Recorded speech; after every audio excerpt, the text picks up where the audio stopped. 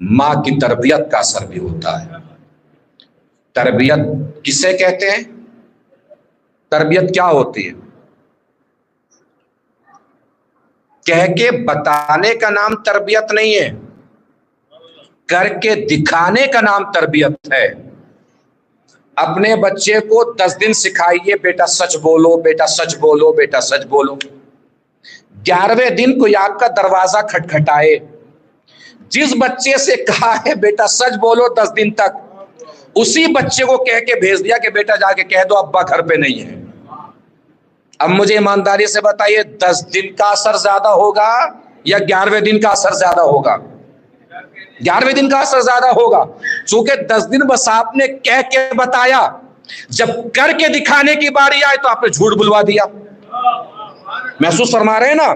اس کا مطلب تربیت کو اگر ایک جملے میں سمجھنا چاہتے ہیں تو ایسے سمجھیے کہ اپنے بچوں کو بڑے ہو کر جیسا بنا ہوا دیکھنا چاہتے ہیں، ان کے سامنے ویسے ہی بن کے رہنے کو تربیت کہتے ہیں۔ آپ جیسا بنو اپنے بچوں کو دیکھنا چاہتے ہیں، ان کے سامنے ویسے ہی بن کے رہیے، اسی کو تربیت کہا جاتا ہے۔ اور جو بھی آپ اپنے بچوں سے چاہتے ہیں ان کے سامنے ویسا ہی کیجئے، آپ کے بچے ویسا ہی کریں گے۔ ایک شخص کہتا ہے کہ میں نے سوچا کہ میں چل کے دیکھوں کہ میرے شہر میں سب سے بدنصیب انسان کون ہے۔ اس نے سوچا کہ میں آج شہر میں گھوم کے دیکھتا ہوں سب سے بدنصیب انسان کون ہے۔ وہ ایک جگہ سے گزرا، ایک چوراہے پہ دیکھا اس نے کہ ایک جوان ایک بوڑھے کو تازیانوں سے مار رہا تھا، تازیانہ مار رہا تھا کوڑے اس کے اوپر۔ اس نے پوچھا کہ یہ کون لگتا ہے تیرا؟ اس نے کہا میرا باپ ہے۔ کیا تو اپنے باپ کو ایسے مار رہا ہے؟ تو نے یہ کہاں سے سیکھا؟ اس نے کہا جب میں بچہ تھا تو یہ بھی اپنے باپ کو ایسے ہی مارتے تھے۔ جب میں بچہ تھا میں نے پوری زندگی اپنے باپ کو دیکھا کہ وہ اپنے باپ کو مار رہے ہیں، جو دیکھا وہی سیکھا، جو سیکھا وہی آج کر رہا۔ اس نے کہا شہر کا سب سے بدنصیب انسان یہ بوڑھا ہے جو اپنے باپ کی خدمت نہ کر سکا اور اپنے بیٹے کو بھی اسی راستے پہ لگا دیا۔ اس کا مطلب یہ ہے، معذرت کے ساتھ، جو بھی صاحبان اولاد ہیں، ہر کسی کی تمنا ہوتی ہے کہ ہمارے بچے ہمارے ساتھ اچھا سلوک کریں۔ اگر واقعی چاہتے ہیں کہ اچھا سلوک کریں تو اپنے بچوں کے سامنے اپنے بزرگوں کے ساتھ اچھا سلوک کیجیے۔ اگر اپنے بزرگوں کے ساتھ اچھا سلوک کریں گے تو آپ کے بچے بھی آپ کے ساتھ اچھا سلوک کریں گے۔ اس نے سوچا کہ آج دیکھوں کہ شہر کا سب سے خوش نصیب انسان کون ہے۔ ایک گلی کے نکڑ سے گزرا تو دیکھا کہ ایک جوان ایک ضعیف بدن کو اپنے کاندھے پہ اٹھائے ہوئے لیے جا رہا ہے، پوچھے جا رہا ہے کوئی تکلیف تو نہیں ہو رہی آپ کو؟ کہیں سے ہاتھ تو نہیں مڑ رہا ہے آپ کا؟ پیٹ پہ وزن تو نہیں پڑ رہا ہے آپ کے؟ اس نے پوچھا کہ یہ تمہارے کون لگتے ہیں؟ کہ یہ میرے بابا ہیں۔ کہ یہ تم نے کہاں سے سیکھا اتنا اچھا سلوک کرنا؟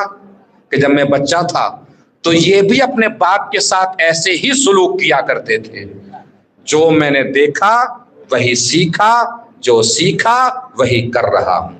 اس کا مطلب جو بھی چاہتے ہیں کہ ہمارے بچے ہمارے ساتھ اچھا سلوک کریں، انہیں چاہیے کہ اپنے بچوں کے سامنے اپنے بزرگوں کے ساتھ اچھا سلوک کریں۔